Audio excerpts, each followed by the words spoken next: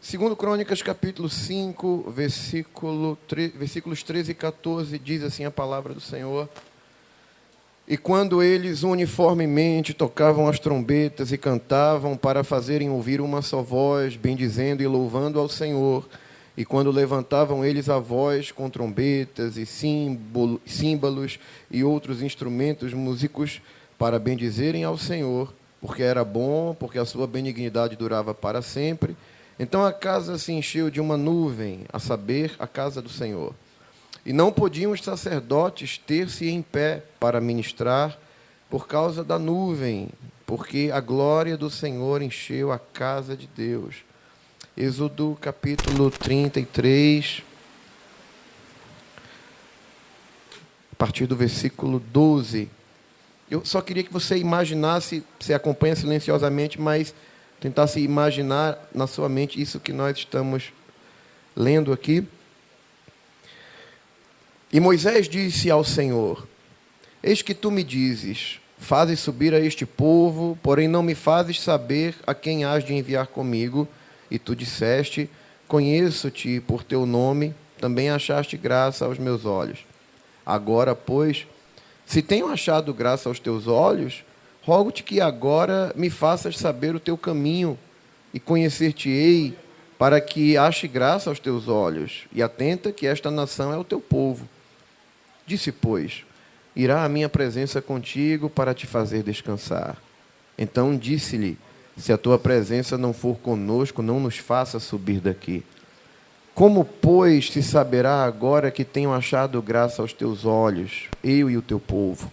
Acaso não é por andares tu conosco, e separados seremos eu e o teu povo de todo o povo que há sobre a face da terra? Então disse o Senhor a Moisés: farei também isto que tens dito, porquanto achaste graça aos meus olhos e te conheço por nome. Dá uma pausa. Essa expressão, achaste graça aos meus olhos, ela é melhor traduzida, se a gente fosse usar uma versão mais contextualizada, como porque me agrado de ti. Né? Então, sempre que Deus está falando, né, porque achaste graça aos meus olhos, é a mesma coisa de Deus estar dizendo, porque me agrado de ti. Então, a gente poderia entender, né? Disse o Senhor a Moisés: farei também isto que tens dito, porque me agrado de ti e porque te conheço por nome. Então ele disse: rogo-te que me mostres a tua glória. Amém. Queridos, o texto que vocês escolheram no segundo livro das Crônicas, capítulo 5, versículo 14, está descrevendo um acontecimento histórico para a nação de Israel. Salomão, que foi o sucessor de Davi, o maior monarca que a nação de Israel já conheceu, recebeu de Deus o privilégio de edificar um templo, uma casa de adoração para o Senhor. Na verdade, esse desejo nasceu no coração de Davi, seu pai. A Bíblia diz que Davi assentou no seu coração edificar um lugar de adoração. Na verdade, Davi é uma grande referência de adoração para nós, o povo de Deus, porque Davi, ele valorizava aquilo que de fato é importante. Quando paro para pensar, a razão por que a Bíblia diz que Davi era um homem segundo o coração de Deus, e essa expressão, né, quando Deus diz acerca de Davi, um homem segundo o meu coração, ser segundo o coração de Deus é ser alguém que faz as coisas da maneira que Deus gostaria que fossem feitas. Ainda há os que dizem que essa expressão seria similar a dizer o seguinte, como se Deus dissesse o seguinte: Davi é um homem que faz as coisas como eu faria se estivesse no lugar dele. Então, quando a gente olha o porquê de Deus trazer essa afirmação acerca de Davi, a gente tem que olhar para a maneira de ser de Davi. Davi é um personagem que o Espírito Santo não teve nenhuma preocupação de omitir suas falhas. Nós conhecemos as falhas, os fracassos de Davi, até porque, através das falhas de Davi, nós conhecemos muito sobre o seu caráter. Né? Isso aqui não é incentivo para ninguém falhar e para ninguém errar. Não é isso que eu estou dizendo. Porém, mesmo diante do erro, é possível conhecer muito acerca do caráter de alguém. Você sabe que Davi foi o segundo rei de Israel. O primeiro rei foi Saul, e Saul foi rejeitado por Deus. E quando nós fazemos um estudo acerca da vida de Davi, nós, e quem é detalhista nos acontecimentos, pode ser que tenha a sua curiosidade despertada para o seguinte fato.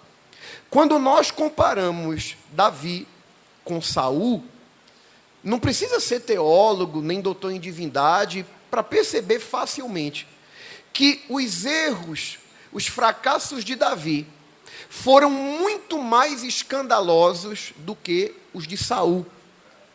E a pergunta que a gente faz é, pastor, se os pecados de Davi tiveram maior repercussão negativa, foram mais escandalosos que os de Saul, por que é que Davi é restaurado e Saul é rejeitado por Deus?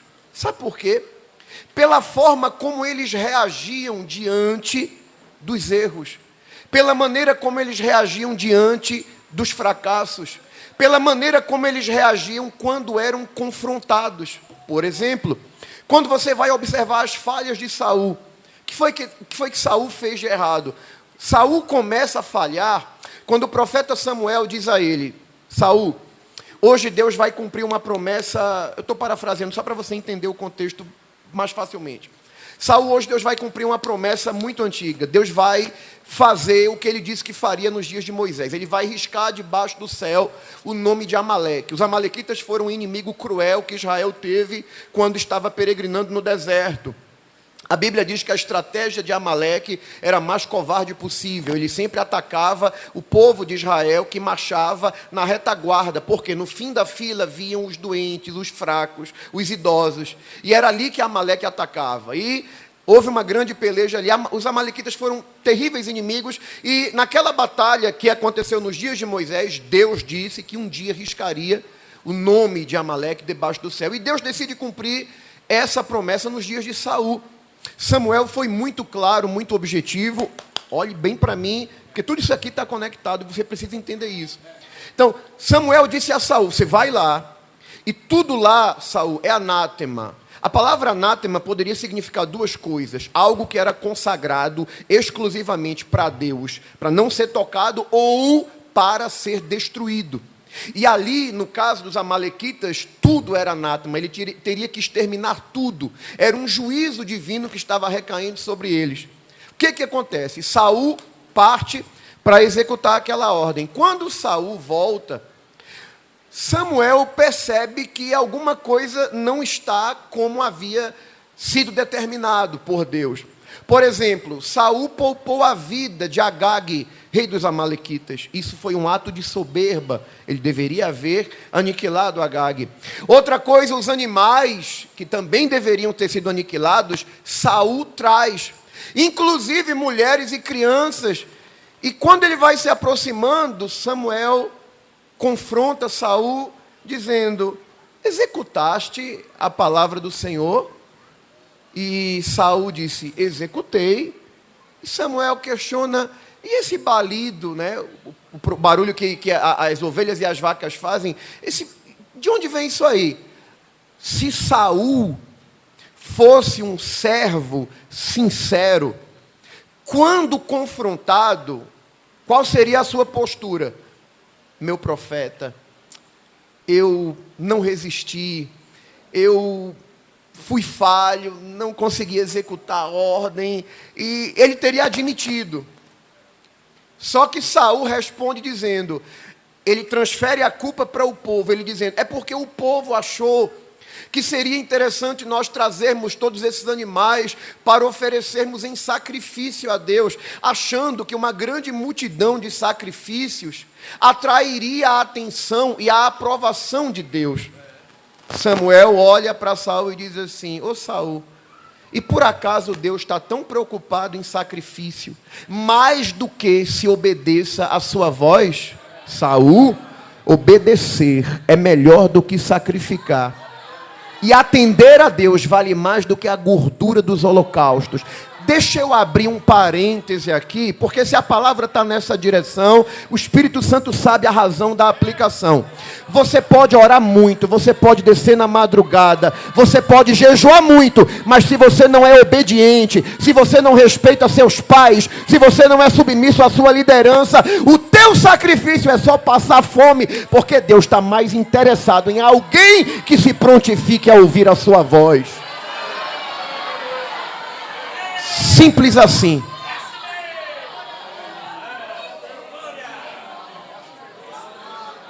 Isso já não foi bom para Saul. Mas Deus é longânimo.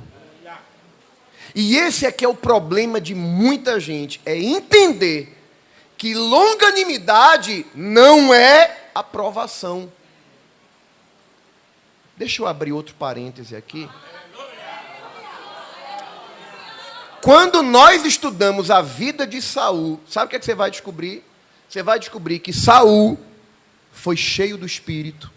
Saul profetizou.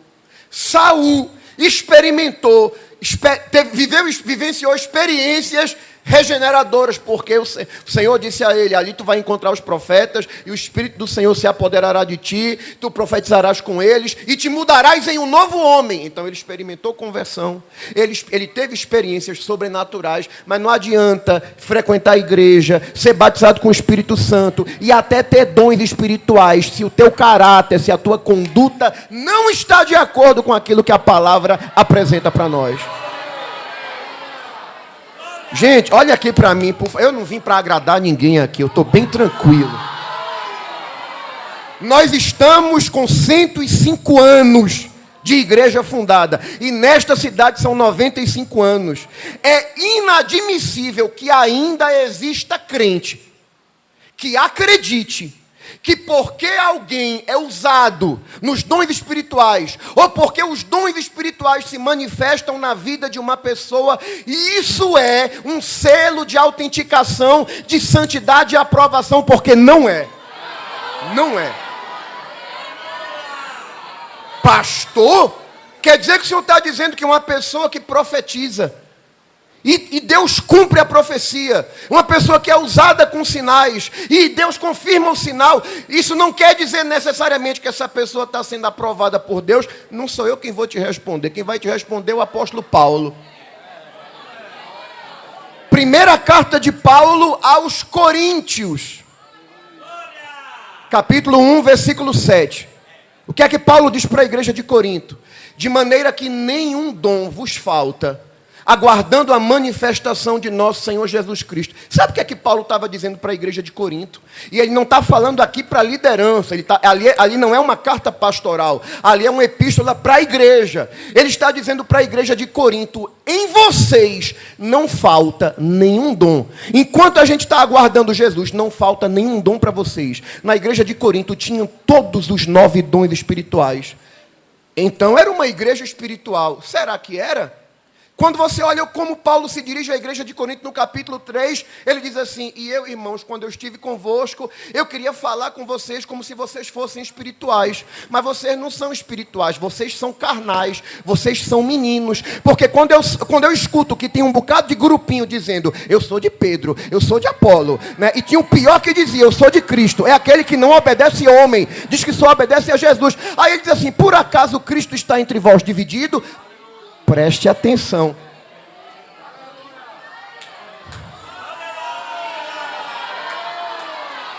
Todos os dons espirituais estavam em Corinto. Todos. Era uma igreja espiritual. Paulo diz que eles eram carnais. Eram crentes amadurecidos? Não, porque Paulo diz que eles eram meninos. E quando você estuda o tema da primeira carta de Paulo aos Coríntios é os problemas da igreja e suas soluções. Olha os problemas da igreja de Corinto: culto bagunçado, não tinha hora para acabar, crente que não sabia a hora de profetizar, a hora de calar, a hora de falar língua estranha, era uma bagunça.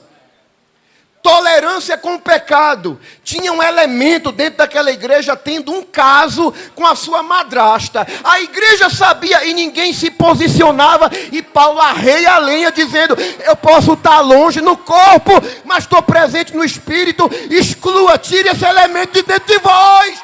Porque a igreja é santa, pode profetizar, pode sapatear, pode marchar, mas o que leva para o céu ainda é caráter, é santidade, é pureza e é obediência.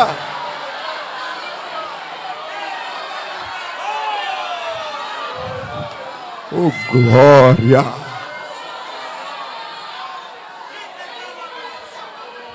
Olha aqui para mim, segura um pouquinho. Tolerância com o pecado, bagunça no culto, culto sem ordem, sem decência. Não estou doutrinando não, pastor, só estou falando de Saul com paralelo aqui no Novo Testamento. Outro problema na igreja de Corinto, os crentes que tinham demandas entre si, estavam levando os casos deles para a justiça secular.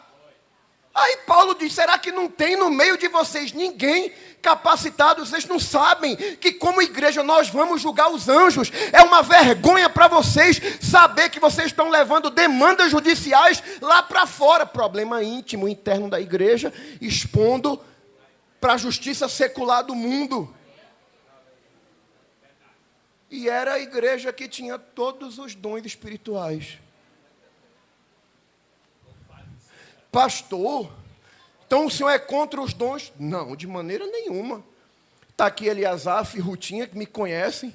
Gosto de vigília, gosto de consagração, gosto de colocar a igreja para fazer propósito coletivo de jejum, para buscar dons espirituais, gosto de tudo isso. Agora, o que eu não gosto, não é que eu não gosto, é o que a palavra não aceita, é essa imaturidade, que às vezes, porque Deus usa fulano, porque Deus usa fulana, pode usar, se cumprir, mas eu tenho que amar e respeitar, do mesmo jeito que eu tenho que amar o zelador da igreja, o novo convertido. Não tem aura de super crente aqui não, tu é pó, como qualquer um de nós aqui. Segura o glória, segura. Você está dando glória agora, mas escute. Nós batemos no peito e descemos a lenha na igreja romana, porque adora ídolos. Mas nós estamos adorando homens. Porque quando a gente sabe que no culto vai ter cantor fulano, vai ter pregador beltrano, aí vem. Aí quando é o culto normal, não vem. Tu tá no culto por causa de quem? Aí, pastor, é porque Deus usa ele, Deus usa ela. Agora vai ser a palavra, é a palavra que vai fazer efeito. Descarta o envelope e come a palavra.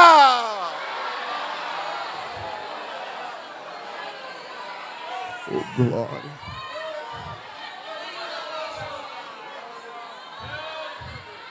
Olhe para Saul. Olhe para Saul. Saul foi escolhido por Deus. Foi. Saul foi cheio do Espírito Santo? Foi. Saul profetizou? Profetizou. Onde é que está Saul hoje? Como foi que ele terminou? Judas curou enfermo, expulsou demônio, andou com Jesus. Onde é que Judas está hoje?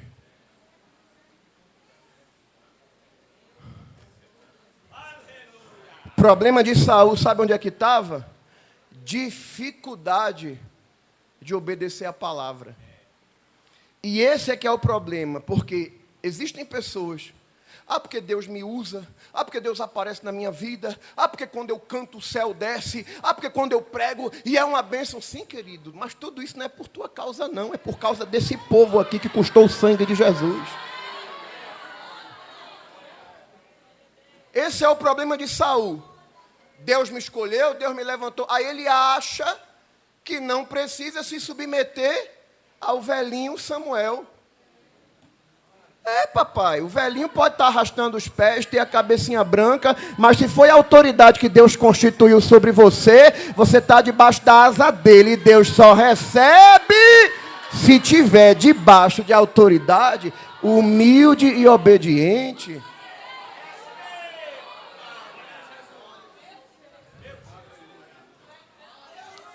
Segunda falha de Saul.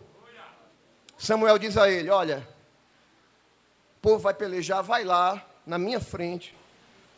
Dentro de 7 dias eu chego. Saul, tá certo. Aí ele vai. Primeiro dia, segundo, terceiro, quarto, quinto, sexto. E o povo não ia para a guerra sem que o sacerdote oferecesse o sacrifício. Naquele tempo não tinha relógio de pulso, mas se fosse hoje era como que Saul olhasse assim, cadê Samuel que não chega? Cadê? Já tem gente aí talvez querendo desistir de ir para a guerra.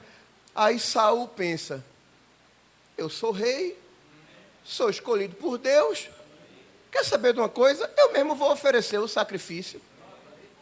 Aí foi lá e ofereceu o sacrifício. Quando ele termina de oferecer o sacrifício, quem chega? Papai Samuel. Foi isso aí, Saul. Preste atenção. Veja como alguém reage diante de um confronto. Se Saul tivesse caráter, teria dito, eu falhei, meu profeta, errei de novo, me perdoe. Não. Sabe como é que Saul responde? Tu demorou. Escute. Quem procura justificar seus erros, sempre transferindo a culpa. Ah, pastor, eu sou assim, mas é porque minha mulher é assim. Ah, pastor, eu sou assim, mas é porque minha mãe é assim. Ah, pastor, eu sou assim, mas é porque meu pai me criou assim. Aí fica, né, é que nem o problema lá do Éden. Deus vai confrontar Adão, foi a mulher que tu me deste. Aí Deus vai confrontar Eva, aí foi a serpente que me enganou. E quando a gente transfere culpa para justificar as rebeldias e as desobediências da gente, sabe o que é que acontece? A gente tira de Deus a oportunidade de ser tratado, de ser restaurado. O que derrubou Saul, que fez Saul perder a sua posição, foram pequenas falhas, mas todas dentro de um mesmo contexto. Desobediência à palavra, à orientação de Deus, à autoridade que Deus constituiu sobre ele. Agora olha para Davi. Gente, o que Davi fez foi muito grave.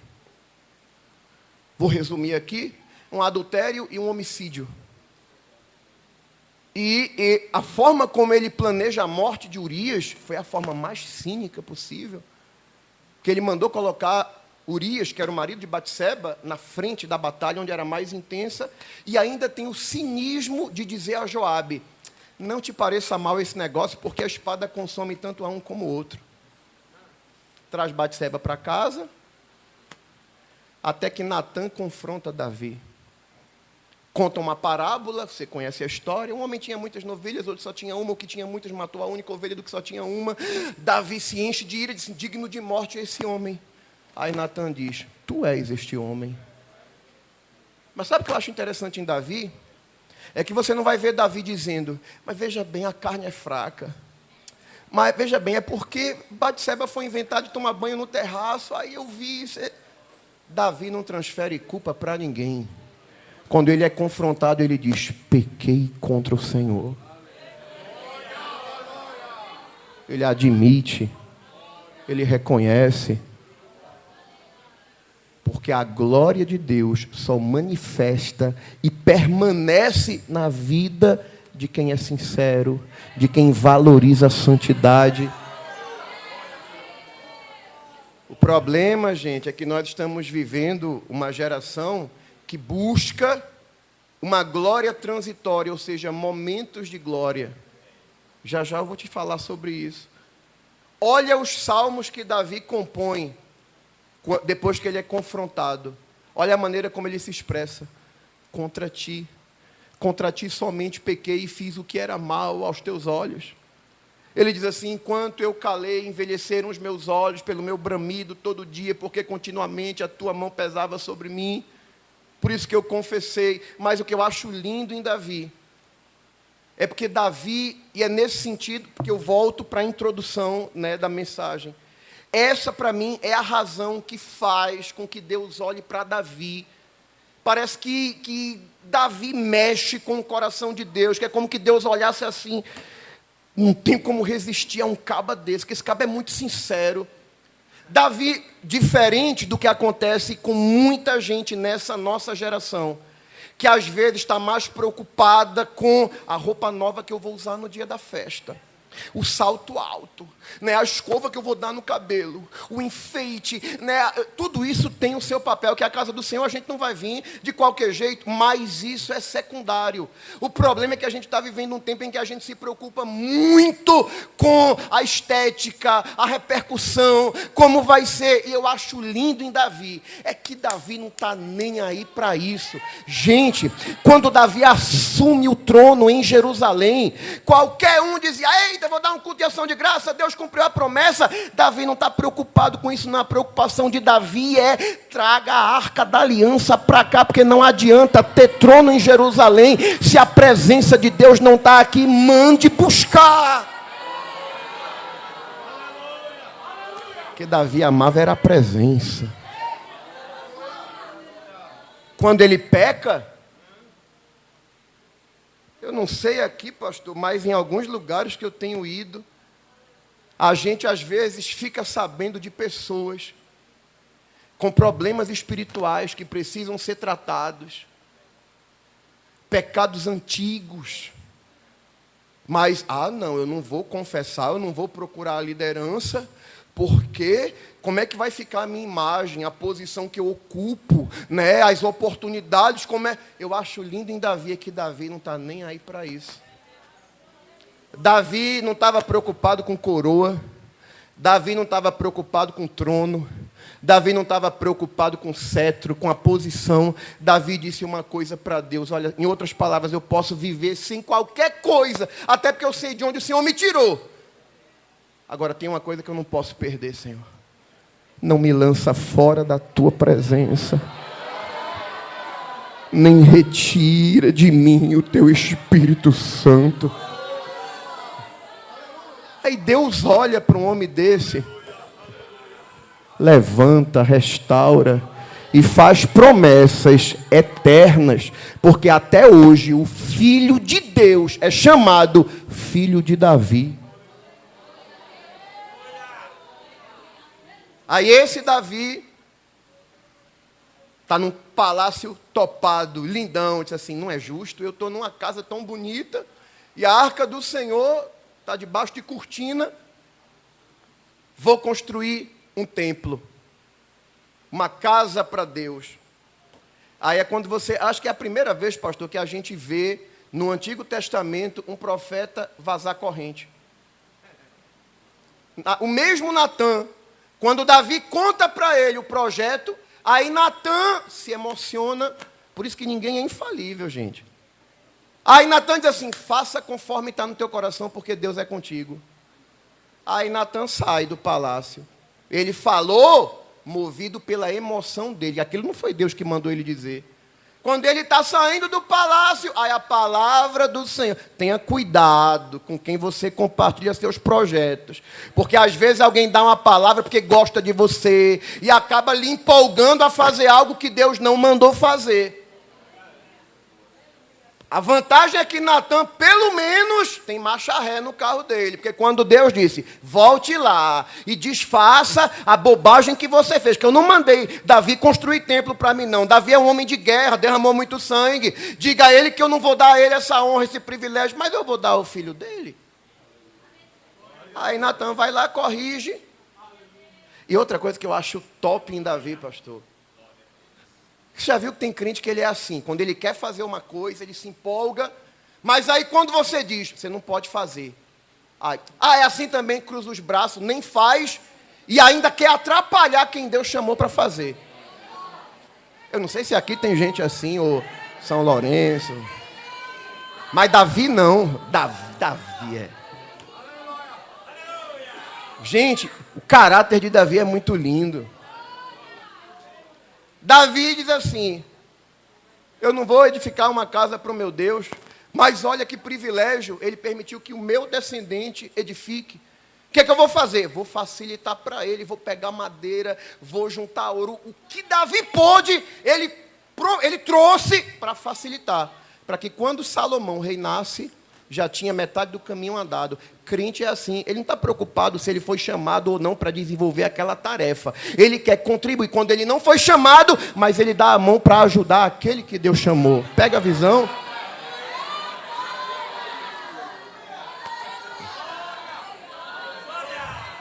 Salomão entende o seu chamado, a sua vocação e edifica o templo. E o Senhor aparece a ele, ele faz uma oração extremamente sábia, pede sabedoria, e são detalhes que você conhece bem. Quando chega no dia da inauguração, a glória de Deus vem na forma de uma nuvem, na inauguração do templo. E foi uma coisa tão extraordinária, tão tremenda, que os sacerdotes não conseguiam se manter de pé. Dá um glória aí por causa disso.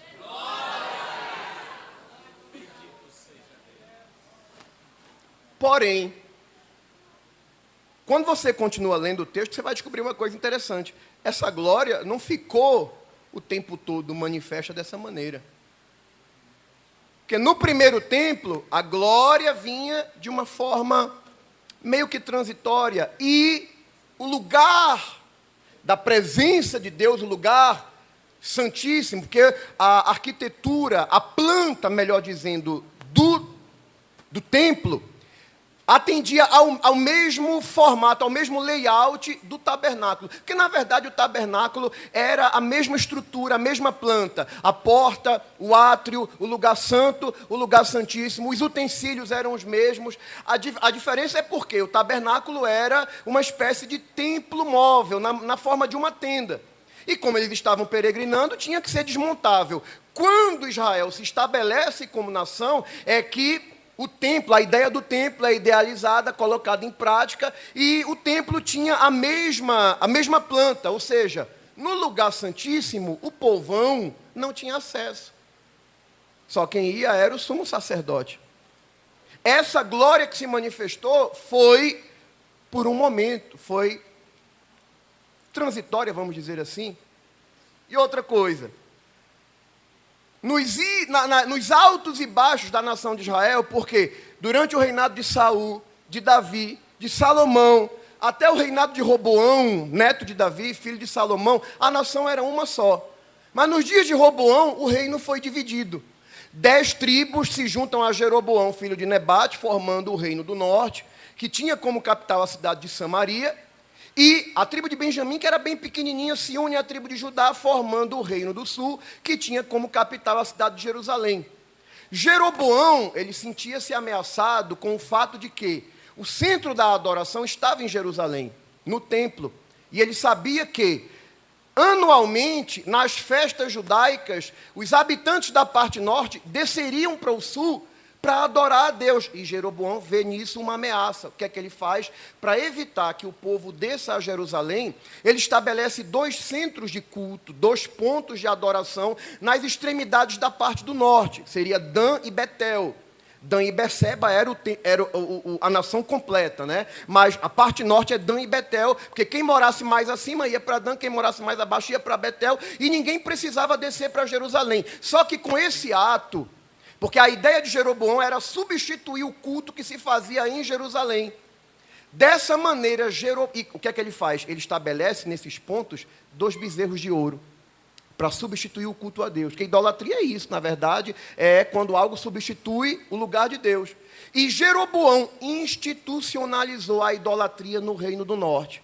Quem estuda o período dos reis de Israel vai perceber facilmente que quem profetizou na parte norte sofreu muito mais. Elias, Eliseu, porque a idolatria se propagou muito no Reino do Norte, né, lá em Samaria. O Reino do Sul teve seus momentos de dificuldade espiritual, teve, mas, por exemplo, você teve muitos reis piedosos no Reino do Sul. Asa, Ezequias, Josafá, que a gente tanto canta sobre ele. E o que acontece? Nesse tempo, o templo estava lá. Mas o que ocorre? Com a invasão assíria, no ano 720 a.C., o Reino do Norte sucumbe. Né? Os poucos habitantes que restam lá se misturam a outros povos, dando origem a um povo chamado samaritano, que não era considerado o israelita puro sangue, era fruto de uma mistura, e por isso nos dias de Jesus os judeus não se comunicavam com os samaritanos, porque eles não viam no samaritano a figura de um hebreu autêntico. As promessas de Deus agora repousam sobre o Reino do Sul, Judá. Só que Passando um pouquinho mais adiante, lá pelos idos dos anos 586 e mais duas datas, que foram 3 datas do período de invasão e de leva dos cativos de Jerusalém para a Babilônia, quando Nabucodonosor conquista o Reino do Sul, olha, isso aqui que eu não estou saindo do tema não, você vai entender. Quando isso acontece, ele invade o templo, a casa do Senhor, destrói os muros de Jerusalém, o templo é saqueado e é destruído. Aí preste atenção, a glória se manifestou no templo. Os sacerdotes não puderam estar de pé, mas uma glória que é transitória não garante a permanência do culto. Se a gente não valoriza a glória, acontece conosco a mesma coisa que aconteceu com o Templo de Salomão, que, diga-se de passagem, era considerado uma das maravilhas do mundo antigo. Quando você estuda a história dos grandes avivamentos, sabe o que é que você vai descobrir? Alemanha, Inglaterra, País de Gales, regiões da Europa foram o berço dos maiores avivamentos da história da igreja. Vai lá hoje. Vai lá na Escócia hoje, na Inglaterra. Vai lá no lugar onde Jonathan Edwards pregou pecadores nas mãos de um Deus irado. Vai na Suécia. A Suécia que enviou os 2 missionários que foram a Los Angeles, quando Azusa estava sendo visitada por um grande avivamento, lá receberam uma profecia e vieram para Belém do Pará. A Suécia, que quando sabe do avivamento que está acontecendo e que o evangelho chegou no Brasil, o evangelho pentecostal, envia Joel Carlson para Belém do Pará para aprender o idioma e depois fundar o trabalho aqui em Pernambuco. Vai na Suécia hoje. Sabe o que é que predomina lá? O ateísmo. Foi o pastor Joel Carlson que inaugurou a igreja aqui. Você sabe que o pastor Joel Carlson teve um momento do ministério dele, porque quando ele começou o trabalho, ele sofria tanta resistência. O pessoal jogava tomate podre, alface podre nele. O trabalho não crescia.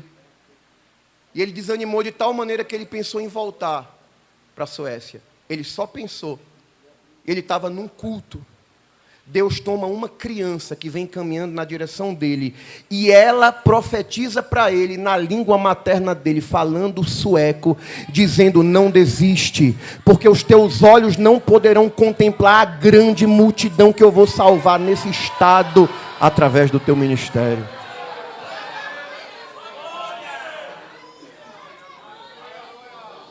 Vai na Suécia hoje, vai na Inglaterra. Templos estão sendo alugados para serem cinema. Templos estão funcionando bares dentro deles. Sabe por quê? Porque não adianta nós experimentarmos uma glória por um momento. E depois, foi uma bênção. Foi muito bom. Lembra que eu falei que a gente falaria de uma coisa mais adiante? É um assunto que está me preocupando muito. É que a nossa geração está vivendo aquilo que alguns chamam cultura do evento. No evento X, no congresso, no simpósio, no pré-congresso, nós criamos expectativas em torno de um evento. E a gente entende, vamos orar pelo evento, vamos jejuar pelo evento, vamos consagrar pelo evento, a festa do círculo de oração, a festa da campanha, a festa da mocidade. Aí nós buscamos a Deus em prol de um evento e nossas expectativas ficam todas em torno de um evento. O problema é que quando o evento passa, aí na segunda-feira volta aquela mesma mediocridade de Netflix, de Fortnite, de celular, de Instagram.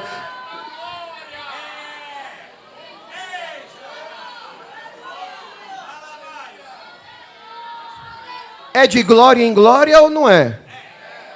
É de glória em glória. E a glória não depende de evento. O problema é que tem crente que está buscando a glória só no dia do evento. Mas a glória está acessível para todo crente e você já vai saber por quê. O templo onde a glória se manifestou na forma de uma fumaça, ruiu. E aqueles hebreus foram levados para o cativeiro babilônico. Passaram 70 anos lá. Depois de 70 anos, com a ordem de Ciro, o persa, eles voltam para repovoar a terra e para reconstruir o templo. Diz a palavra que quando eles lançam os alicerces do templo, uma grande voz de choro se levantou. E alguns estudiosos dizem que ali estava presente o choro daqueles que estavam emocionados, entusiasmados, porque nós vamos voltar para a nossa terra e vamos ter o nosso centro de adoração, o nosso templo vai ser reerguido. Há quem diga que outros choravam, por quê? Porque conheceram a glória, o esplendor, a beleza, a suntuosidade do primeiro templo edificado por Salomão. E esse segundo templo que estava sendo reconstruído não tinha o mesmo esplendor. Alguns hebreus até meio que não deram tanta importância à reconstrução do templo. Aí Deus tem que levantar Ageu, tem que levantar Zacarias, que foram profetas levantados para motivar o povo. E Deus dá uma palavra a um profeta que percebe o povo desanimado, dizendo assim: por isso que vocês não estão prosperando, minha casa está inacabada, vocês ganham muito, mas quando recolhem, não ganham muito, mas não fica nada, parece que estão colocando num saco furado, porque vocês abandonaram a minha obra, minha é a prata e meu o ouro. Aí Deus faz uma promessa dizendo assim: ainda um pouco e farei abalar os céus, e o desejado das nações virá, e a glória da segunda casa será maior do que a da primeira. Mas escute uma coisa aqui. Como é que a glória da segunda casa vai ser maior do que a da primeira, se a segunda casa foi edificada com material inferior? Sabe por que a glória da segunda casa é maior? Porque na primeira casa a glória era transitória. Era uma fumaça, a palavra glória ali é kabod, que quer dizer esplendor. Mas na segunda casa, apesar de ser construída com material inferior, essa glória se manifestou de uma outra maneira. Um carpinteiro, filho de um carpinteiro de Nazaré, entrou lá pessoalmente, pregando e ensinando. Mas sabe qual é o problema ali? A glória foi maior porque a divindade, Deus, entrou em pessoa. Mas eles não valorizaram essa glória. Aí sabe o que é que Jesus disse quando estavam lá os discípulos admirando, porque Herodes, que foi responsável por aquela região, sob a autoridade de Roma, para ganhar a simpatia dos judeus, ele fez uma reforma. Ele não reedificou, mas ele fez uma reforma. E, de certa forma, ficou chamando a atenção pela grandiosidade. Aí Jesus está vendo o pessoal lá, admirando, está vendo tudo isso aí. Em verdade, vos digo que não ficará pedra sobre pedra. Vai cair tudo. Sabe por quê? Porque não valorizaram a glória maior que se manifestou na pessoa de Jesus. 70 anos depois de Cristo, o general Tito vem, sitia Jerusalém e caiu. Se você vai em Jerusalém hoje, a única coisa que sobrou daquela época é o chamado Muro das Lamentações. Tá, pastor? E é assim que vai terminar? Não. Porque o primeiro templo caiu porque eles não valorizaram a glória. Na verdade, os filhos de Israel, eles tinham essa questão. Eles, pastor, eles não tinham muito essa coisa de buscar a glória. Eles se satisfaziam em saber que alguém que tinha a glória estava intermediando eles. Porque se você ler, eu vou ler rapidinho, só para você captar esse pensamento. A Bíblia diz em Êxodo capítulo 20, versículo de número 18. E todo o povo, viu os trovões e os relâmpagos, e o sonido da buzina, e o monte fumegando. Sabe o que era isso aqui? Era a glória de Deus que estava no cume do monte. O povo viu trovões, relâmpagos, sonido de buzina, o monte fumegando, e o povo vendo isso, se alegrou? Não. Retirou-se e pôs-se de longe. E disseram a Moisés: fala tu conosco, e ouviremos. E não fale Deus conosco, para que não morramos. Olha aqui para mim. Sabe qual era o problema de Israel? Essa glória é bonita, mas de longe. E outra coisa, Moisés, a gente sabe que a gente não é fluxo e cheiro, a gente conhece a natureza da gente. A gente sabe que é crente, tu é santo. Tu faz o seguinte, tu sobe no monte, tu recebe o que tu tem para receber de Deus e tu fala para nós. Porque o problema do povo de Israel era o seguinte, eles queriam a glória entre eles, mas não queriam pagar o preço.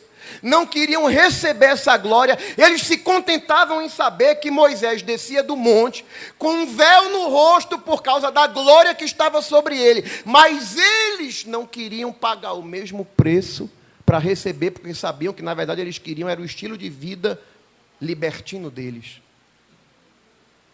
Eles queriam era terceirizar. Quem não valoriza a glória perde. O templo de Salomão caiu. O templo que foi reedificado depois do cativeiro caiu. Mas uma coisa que a gente aprende sobre Deus, e não perca a atenção não. Uma coisa que a gente aprende sobre Deus é que Deus tem prazer de manifestar a sua glória para quem valoriza a sua presença.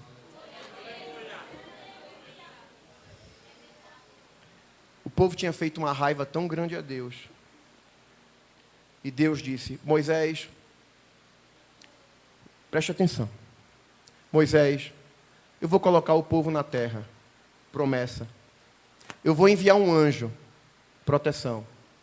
Agora eu não vou no meio do povo, porque esse povo é de dura cerviz, é teimoso, vai me provocar, e para não consumir esse povo, vá com a promessa e vá com a proteção. Aí Moisés, eu não vou dizer que ele olhou assim para Deus, mas eu penso que Moisés, como é?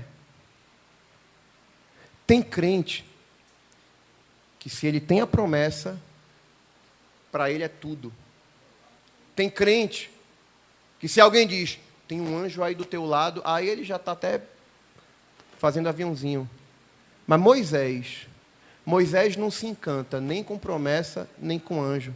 Eu posso ter a promessa e eu posso ter anjo, mas se a tua presença não for conosco, não nos faça subir daqui.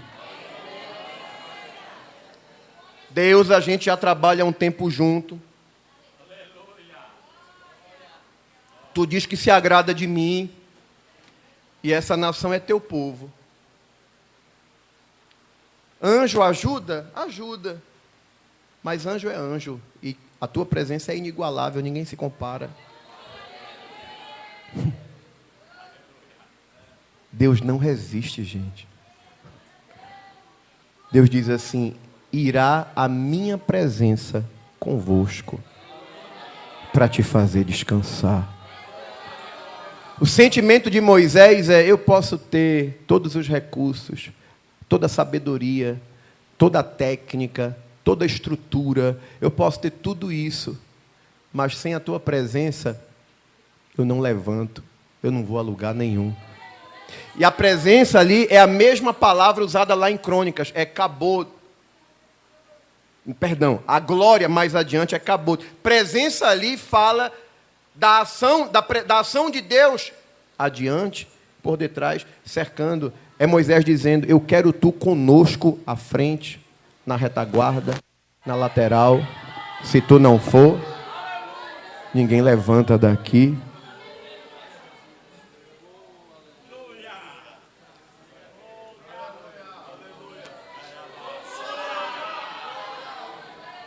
Preparo humano faz muita coisa, mas a presença faz o que o intelecto humano não faz. Alguns de vocês sabem alguma coisa, né, da minha juventude, sabe que eu era roqueiro, não era crente e não pensava vir para Jesus nem tão cedo. Até o dia que minha mãe me chama para ir no círculo de oração, porque tinha uma velhinha desse tamanhozinho assim, que tocava violão e cavaquinho, e ela ia cantar no círculo de oração, e minha mãe disse, tu me leva lá para ver? Eu digo, levo. Creuza de Oliveira. E eu estou lá com aquele pensamento, Se um dia eu voltar para Jesus, vai ser lá depois dos 50, 60, quando eu já estiver velho, faço as pazes com Jesus só para morrer e ir para o céu. Nunca que eu pensava em voltar à igreja. Mas quando a velhinha pegava aquele cavaquinho, meus irmãos, descia uma graça, uma coisa irresistível. E você sabe que eu voltei para Jesus ali. Só que eu tive a oportunidade de hospedar ela na nossa casa lá em Carpina, quando eu morava lá. E eu vi uma vez ela contando um testemunho que aquilo mexeu muito comigo. Ela tinha uma irmãzinha que andava com ela, nova convertida, e ela disse assim, vamos ali comigo? E a menina disse assim, aonde, irmã Creuza? Ali, subir um morro, numa favela perigosa. Aí ela chegou numa casa, e a nova convertida disse, irmã Creuza, a pessoa que mora aí é uma feiticeira, ela não gosta de crente, não. Já era perto da hora do almoço, tinha lá umas galinhas assim, pretas, né? A irmã Creuza olhou assim, nada, fica aqui comigo, quem sabe hoje a gente não almoça uma galinha gorda dessa? Aí ela bate, aí a mulher bota a cara assim na janela, diz, diga, diz assim, você não quer ouvir um pouquinho a palavra de Deus? A gente veio aqui falar de Jesus. Aí a senhora, a dona da casa, disse, um minutinho, ela estava tratando uma galinha. Aí a bacia onde ela estava tratando a galinha, que estava com aquela água, né, da galinha que ela estava tratando, ela vem com aquela bacia e joga na irmã Creuza e na irmãzinha que estava com ela. Aquela água suja, fedorenta. E a irmãzinha fez, eu não lhe disse, irmã Creuza, agora a gente está aqui com fome, no sol quente, e ainda fedendo a galinha tratada. Aí ela disse, se aperrei não. A casa dessa pessoa ficava no alto da rua, quase que na esquina. Ela disse assim, vamos ficar aqui na esquina, vamos louvar Jesus com os hinos. Ela começou a tocar o violãozinho dela lá na esquina. E tocava.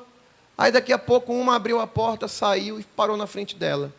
Daqui a pouco outra vizinha parou e também. Daqui a pouco outra vizinha parou e ficou lá olhando também. Daqui a pouco a feiticeira saiu, parou na frente dela, ficou olhando e ela tocando e tocando e tocando. Daqui a pouco as lágrimas descendo. Aí quando a feiticeira começou a chorar, ela caiu endemoniada. Aí a irmãzinha nova convertida quer correr. Ela disse, não corra não, fique aqui. Ela não parou de tocar. Ela só mudou a canção e ficou tocando. Quando a igreja começa a dar glória, o fogo cai e o inimigo vai embora. Só isso! Jesus liberta a mulher. Daqui a pouco a mulher está de joelho aceitando Jesus. Daqui a pouco Jesus batiza ela com o Espírito Santo. Está lá até hoje em São Paulo como dirigente do círculo de oração. Por quê? Porque o que valoriza aquilo que a gente faz ainda é a presença. A presença. 95 anos, tu acha que isso é o quê? Preparo intelectual? Universidade, anel no dedo. Ainda que eu não tenho nada contra isso. Fiz faculdade, me formei, valorizo quem estuda. Mas o segredo dessa igreja não está nisso não. O segredo dessa igreja ainda é o irmãozinho que fala pro mod, pro via, mas que tem altar. Que você olha para ele e diz assim, eu quero ter esse brilho que ela tem. É a presença, é a presença. Quem tem a presença tem a glória. Quem tem a glória faz diferença nas mínimas coisas que produz para o reino.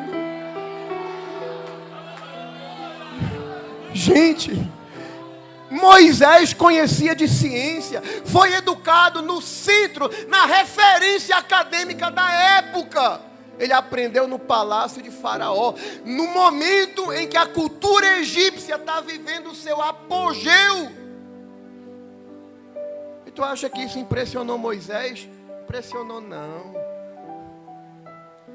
O que impressionava Moisés era uma sarça pegando fogo.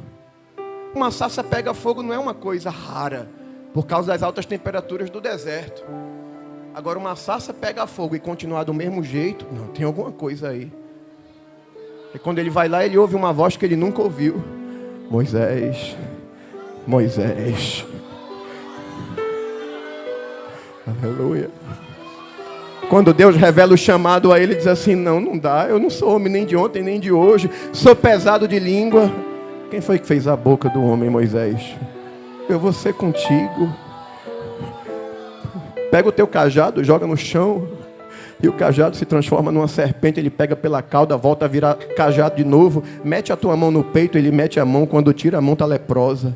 Aí Deus diz, coloca a mão no peito de novo. Quando ele coloca, a mão está como a mão de uma criança. Isso faculdade não ensina. Isso, os grandes centros acadêmicos, isso é presença. Isso é vivência da presença. Oh, glória a Deus. É por isso que Moisés diz, anjo não me impressiona. Promessa também não me impressiona. Agora, tua presença, sem ela, vou não.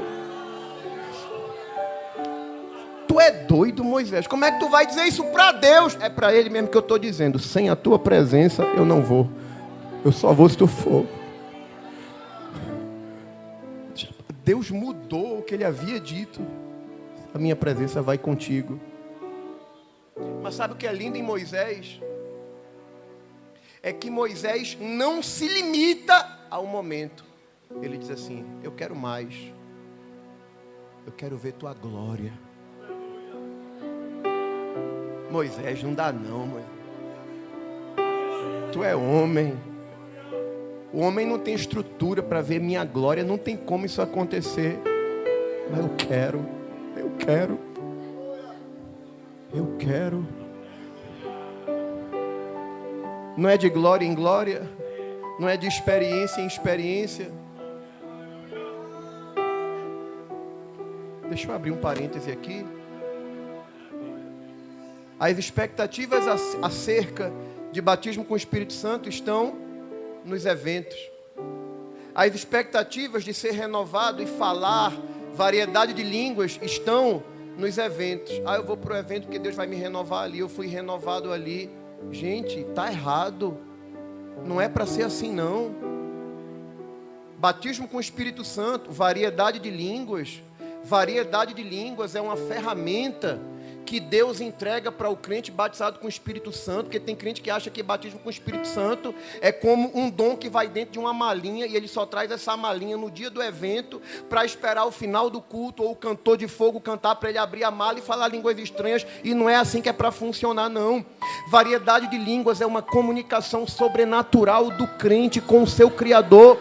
Segura o glória só um pouquinho. Há poucos dias, o pessoal ficou encantado com a ideia da criptografia, nos serviços de mensagem online, Instagram, Telegram, porque a mensagem é criptografada. Se alguém interceptar, não tem como decodificar, achando que isso é uma coisa recente. É não, querido. Criptografia foi Deus que inventou, porque a Bíblia diz, se eu falo língua estranha, meu espírito ora bem, mas meu entendimento fica sem fruto. O que fala língua estranha não fala aos homens, senão a Deus. E em espírito se comunica em mistérios, e ninguém entende. Quando você ora na sua casa, no seu quarto, e você começa a falar em línguas estranhas, você entra numa comunicação criptografada que Satanás não pode decodificar. O Espírito pega os segredos da tua alma, leva para Deus. O mesmo Espírito que conhece as profundezas de Deus traz os mistérios de Deus e comunica contigo. E Satanás fica como doido porque não sabe do que tu está falando, do que vocês estão conversando. E essa glória não é para ser vivida só aqui dentro das quatro paredes do templo, não. Essa glória é para ser vivida agora, é para ser vivida amanhã, é para ser vivida de manhã, é para ser vivida, porque a senda do justo é como a luz da aurora, vai brilhando, brilhando, brilhando, brilhando, brilhando mais até ser dia perfeito. O que eu vivi hoje, eu quero viver mais amanhã. O que eu experimentei hoje, eu quero mais dele amanhã.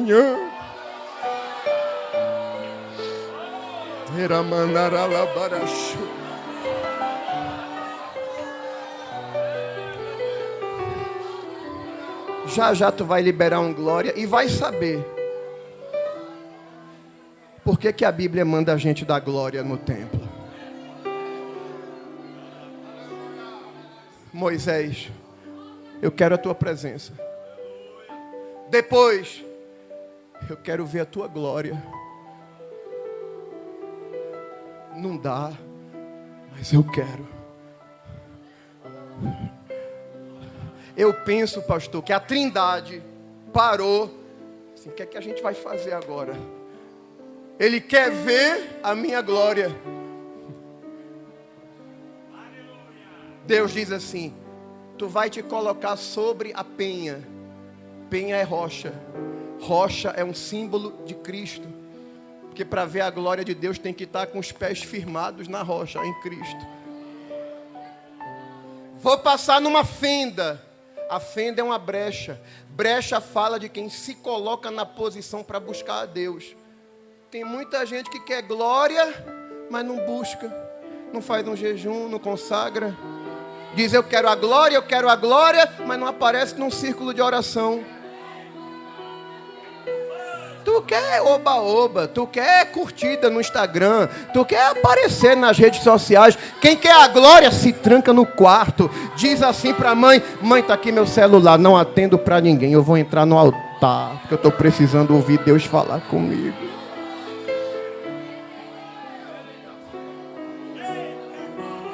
Aí está Moisés na penha, na fenda da rocha. Aí Deus diz: vou colocar minha mão e vou passar, tu vai me ver de costas. Não tem como tu ver na totalidade, mas dentro daquilo que tu pode receber, eu vou te permitir, eu vou te dar, eu vou te conceder. E Moisés experimentou o que ninguém no seu tempo experimentou. Sabe por quê? Porque ele valorizava. E a gente só busca aquilo que a gente valoriza. Israel não valorizou, perdeu o primeiro templo. Os judeus nos dias de Jesus não valorizaram, perderam o segundo templo. Mas Jeová sabia que um povo em glória do Goitá ia ter um povo que ia dizer: a gente pode não ter conhecido o templo de Salomão, a gente pode não ter conhecido o segundo templo que foi reformado, mas a gente ama a tua glória, Senhor. A gente quer a tua glória. Aí Deus muda a estratégia. Eu não vou fazer mais templo, não. Eu vou transformar cada homem, mulher, criança, adolescente arrependido. Eu vou transformar num templo ambulante. Eu vou te comprar por completo. Tu vai ser meu. Aqui não tem Jesus carniceiro. Carniceiro é na Argentina, né? É açougueiro, né? Aqui não tem Jesus açougueiro que fica só com parte do teu corpo como o coração. Aqui ele te compra completo. É teu espírito, tua alma e teu corpo. E o teu corpo é dele, sabe por quê? Porque o teu corpo hoje é a casa da terceira pessoa da Trindade, o Espírito Santo. A glória de Deus hoje está dentro de você. E o grau com o qual essa glória vai se manifestar só depende de mim e de você, porque ela já está aí. A glória do rosto de Moisés foi transitória, passou. Mas nós, Paulo diz que a gente reflete como um espelho. É como que o rosto do Pai resplandece para nós, e nós que temos a glória do Espírito de Deus dentro de nós, refletimos essa glória. Mas só reflete quem valoriza, quem ama, quem almeja, quem não consegue viver sem ela. E com a permissão do pastor, eu quero pedir para você se colocar de pé. Que eu queria fazer uma oração por crentes dessa geração atual. E talvez por crentes até de mais estrada, que talvez digam: ah, pastor, eu já vivi tanta coisa nessa igreja, eu já orei tanto, eu já busquei tanto, eu já experimentei tanta coisa. Mas está parecendo os judeus, com todo o respeito que eu tenho, amo Israel, mas está parecendo os judeus diante dos muros das lamentações, né? Só lamentando na esperança de um dia, né? Lamentando os dias que passaram, que tem crente vivendo de passado. Mas nessa noite, 95 anos depois que um missionário sueco, com suas limitações, morreu jovenzinho, antes dos 50 anos. Mas no pouco tempo que ele viveu, foi suficiente para trazer para o estado de Pernambuco uma glória que permanece até hoje. Essa glória está aqui. Ela às vezes vem como uma brisa bem suave, bem sutil, porque tem assuntos tão particulares que Deus trata, como trata com Elias, com uma voz mansa e delicada, dizendo para alguém: o que é que tu está fazendo com a tua vida? Não foi para isso que eu te chamei.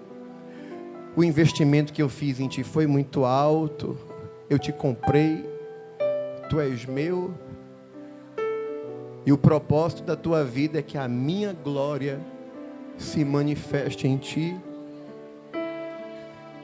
Sem emocionalismo, mas com toda a razão e convicção. Quantos aqui reconhecem que é impossível viver sem a glória dele? Que essa igreja não seria o que se tornou se não fosse a glória dele. Olha para a tua história pessoal. Olha para a tua trajetória, por os caminhos que tu trilhaste. Se a glória de Deus não se manifestasse em momentos específicos da tua vida, tu não estarias aqui. Mas a glória vem através da presença, e é a presença que nos levanta, que nos renova, que nos fortalece. Ah, querido, levanta a tua mão. Recebe um abraço na tua alma. Há uma presença pairando e visitando crentes aqui. E dizendo: eu não te salvei para tu viveres momentos esporádicos da minha glória. Não. É de glória em glória. Eu te renovo hoje. Eu acendo uma chama hoje. Mas cabe a você manter ela acesa amanhã. Eita, eu estou sentindo. Eu sinto o Espírito de Deus visitando altares aqui, visitando templos individuais aqui. Quem trouxe glória da glória. Quem tem aleluia diz aleluia. Quem é batizado com o Espírito Santo. Ei, da Ramanorovasou. Elemenentre a larabadagas, remeneminova sobria. Eleriante odoramanto revadagas. A minha glória não envelhece, não. Quando eu te batizei, na tua infância, naquela festividade, eu investi na tua vida muito cedo. Porque a minha trajetória contigo é longa.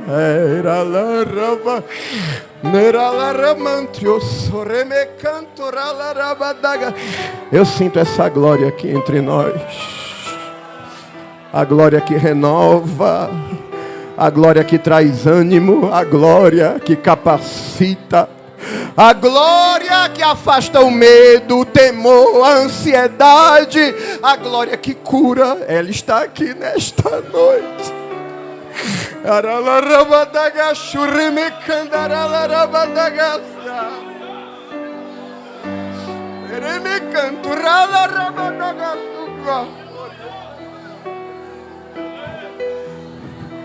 Há uma grande responsabilidade diante de crentes aqui. E tem tanta gente preocupada, como é que eu vou fazer, como é que eu vou resolver. Mas o Espírito de Deus te trouxe aqui para te dizer: o segredo não está nas tuas habilidades. O segredo está na minha presença. E se tu abraçar essa presença e desejar ela,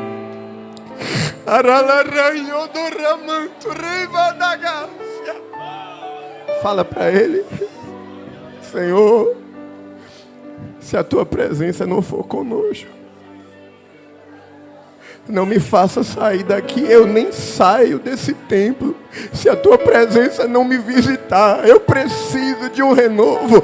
Eu preciso de um abraço na minha alma. Eu preciso do calor da tua glória dentro de mim para me acompanhar, porque os dias são maus, a pressão é muito grande, a guerra é muito grande, mas a glória de Deus traz garantia de vitória. Levanta a tua mão, levanta a tua mão, levanta a tua mão. Rutinha vai cantar, mas antes dela cantar,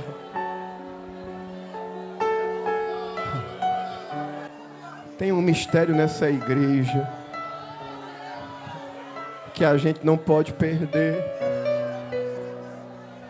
E o que eu vou fazer, pastor, não é nenhum movimento, é uma coisa que todo crente assembleiano faz, só que a gente vai fazer coordenado. Eu vou contar até 3. E quando eu contar até 3, você vai encher seus pulmões e você vai dar o maior glória que você pode dar nessa noite. Por quê, pastor? Porque eu estou pedindo? Não, a gente só vai coordenar um momento. Enquanto eu conto 1, 2, 3, aí você lembra de onde Ele te tirou, quem era a tua família, quem eram teus pais, as promessas que Ele te fez, os livramentos que você recebeu, e aí você vai sentindo como que uma panela de pressão, tomando pressão, e quando você liberar esse glória, você vai estar expondo toda a sua adoração, todo o seu louvor, toda a sua gratidão. Oh Deus. 1, 2, 3 e glória! É a tua presença. É a tua presença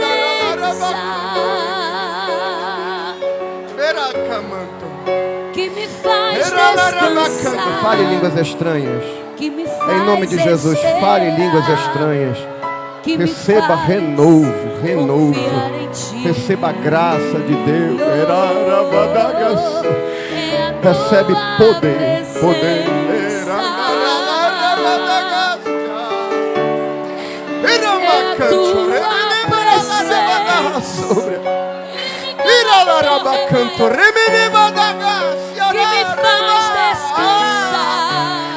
Recebe glória, recebe presença, recebe poder, recebe a manifestação da glória que Deus colocou dentro de cada crente.